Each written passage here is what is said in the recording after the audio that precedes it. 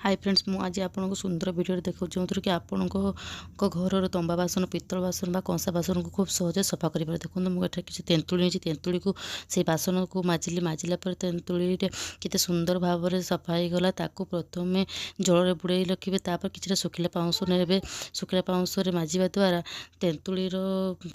तेंतुलीर जेहेतु खटा अच्छी कि समय रखला से बासन को बासन टी कला पड़ज ताकू जदि आम जल बुड़ई सुखिला पाउंश साहाଯ୍ୟରେ माजिबा तापर से चकचड़ा हो देखो यहीपरि भाव में समस्त बासन को तेंतुली साहाଯ୍य माजी पानी बुड़े तापर सुखिला पाउंश माजुची यहीपरि भाव आपन बासन को सब खूब सहजरे सफा करेंगे।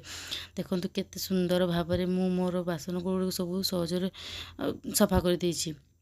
जदि आपको वीडियो भल लगे लाइक करेंगे शेयर करेंगे सब्सक्राइब करेंगे। ये देखो केते सुंदर भाव में सफा करी पूरा चक चक लिखा।